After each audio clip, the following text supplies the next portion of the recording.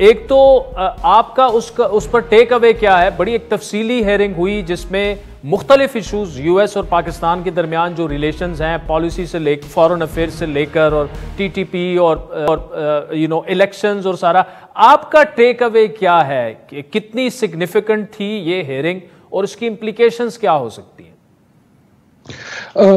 देखिए, हेयरिंग हमेशा सिग्निफिकेंट होती है क्योंकि कांग्रेस करती है, लेकिन जहां तक इस हेयरिंग का सवाल है, मेरे ख्याल में टेक अवे ये है कि अमेरिका पाकिस्तान ताल्लुकात पे क्या कोई असर पड़ेगा? बिल्कुल नहीं पड़ेगा।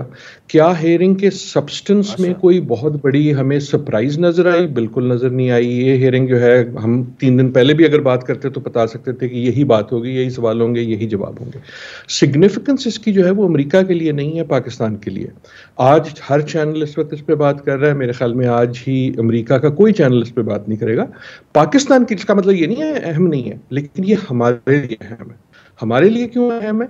इसलिए नहीं कि कांग्रेस ने क्या कहा, इसलिए नहीं कि डोनाल्ड ल्यू ने क्या कहा, इसलिए कि जो पाकिस्तानी मौजूद हैं अमेरिका में, जिनकी बहुत बड़ी तादाद जो है वो पीटीआई की हमायत करती है, उन्होंने अपना पॉलिटिकल क्लाउट यूज करके एक हेयरिंग कॉल करवाई। तो इसका होना जो है वो खबर है, एंड दैट शोज कि जो पाकिस्तानी अमेरिका में है, जो अमेरिकन वोटर है, वो अपने उस अमेरिकन वोट की ताकत को इस्तेमाल कर सकता है अपने कांग्रेसमैन पे, अपने पॉलिटिशियंस पे, कि इस किस्म की हेयरिंग बुलाई जाए, क्योंकि उसके अलावा ये हेयरिंग शायद ना बुलाई जाती। लेकिन सब्सटेंस के हवाले से मेरा ये नहीं ख्याल कि इसकी वजह से कल जो है पाकिस्तान अमेरिका के ताल्लुकात में कोई फ़र्क आएगा। वो वही रहेंगे जो गुज़श्ता कल थे।